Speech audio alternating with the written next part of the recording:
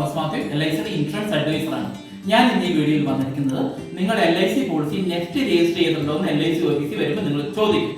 അപ്പൊ NEFT register ചെയ്യാത്ത ഗുണങ്ങളെ കുറിച്ച് പറയാനായിട്ടാണ് ഞാൻ ഈ വീഡിയോയിൽ വന്നിരിക്കുന്നത്.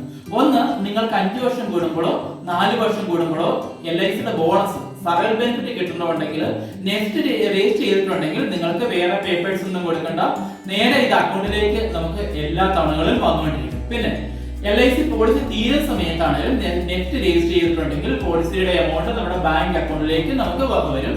അതോടൊപ്പം തന്നെ നിങ്ങൾക്ക് നെഫ്റ്റ് രജിസ്റ്റർ ചെയ്യാനായിട്ട് നിങ്ങളുടെ ഏത് ബ്രാഞ്ചിൽ വേണമെങ്കിലും നിങ്ങൾക്ക് കൊടുക്കാം. അപ്പൊ ഇന്ത്യയിൽ ഏത് ബ്രാഞ്ചിൽ വേണമെങ്കിലും നിങ്ങൾക്ക് നെഫ്റ്റ് രജിസ്റ്റർ ചെയ്യാനായിട്ട് നിങ്ങളുടെ ഡീറ്റെയിൽസ് എല്ലാം നമുക്ക് കൊടുക്കാം. അപ്പൊ ഈ നെഫ്റ്റ് രജിസ്റ്റർ ചെയ്യുന്നതിന്റെ ഫോം LIC ഓഫീസ് നമുക്ക് തരുമ്പോൾ നമ്മൾ എങ്ങനെയാണ് ഫില്ല് ചെയ്യേണ്ടതെന്ന് പറയാനായിട്ടൂടെയാണ് ഞാൻ ഈ വീഡിയോയിൽ വന്നിരിക്കുന്നത്. ഫസ്റ്റ് ബ്രാഞ്ച് ഓഫീസിന്റെ പേര് ഇവിടെ ചോദിച്ചിട്ടുണ്ട്. രണ്ടാമത് ചോദിച്ചിരിക്കുന്നത് നിങ്ങൾക്ക് എത്ര പോളിസി നമ്പറുകളുണ്ട്, അത് 8 കളർ നിങ്ങൾക്ക് കൊടുത്തിട്ടുണ്ട്. അഡീഷണൽ ആയിട്ടുണ്ടെങ്കിൽ അതിനകത്ത് തന്നെ നിങ്ങൾക്ക് അഡീഷണൽ ആയിട്ട് എഴുതി ചേർക്കാവുന്നതാണ്. പിന്നെ name of policy holder, policy എടുത്തേക്കുന്ന ആൾ ആരാണോ അദ്ദേഹത്തിന്റെ പേര് ചോദിച്ചിട്ടുണ്ട്. ബാങ്ക് ഏത് ബാങ്കാണ്, നിങ്ങൾക്ക് അക്കൗണ്ടുള്ള ഏത് ബാങ്കാണ് ബാങ്ക് നെയിം ചോദിച്ചിട്ടുണ്ട്.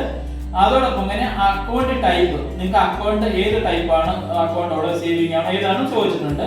അക്കൗണ്ടിന്റെ നമ്പർ LIC ചോദിച്ചിട്ടുണ്ട്, അക്കൗണ്ട് നമ്പർ ഇതിനകത്ത് കൊടുക്കാൻ പറഞ്ഞിട്ടുണ്ട്. IFS കോഡ്, ബാങ്കിന്റെ IFS കോഡ് കൊടുക്കാനായിട്ട് കളത്തിൽ പറഞ്ഞിട്ടുണ്ട്. അതോടൊപ്പം തന്നെ ഏറ്റവും അർജന്റ് ആണ് നിങ്ങളുടെ മൊബൈൽ നമ്പർ കൊടുക്കാൻ LIC പറഞ്ഞിട്ടുണ്ട്. മെയിൽ ID, കൃത്യമായിട്ട് നിങ്ങളുടെ മെയിൽ ID ഇതിനകത്ത് LIC ചോദിച്ചിട്ടുണ്ട്. അതോടൊപ്പം തന്നെ ക്യാൻസൽഡ് ചെക്ക് ലീഫ് പ്രത്യേകം ശ്രദ്ധിക്കണം, നിങ്ങളുടെ പേര് ആ ചെക്ക് ലീഫിൽ തന്നെ ഉണ്ടായിരിക്കണം.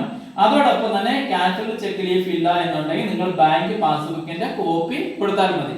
ബാങ്ക് പാസ്ബുക്കിൽ നിങ്ങളുടെ പേര് ഉണ്ടായിരിക്കണം.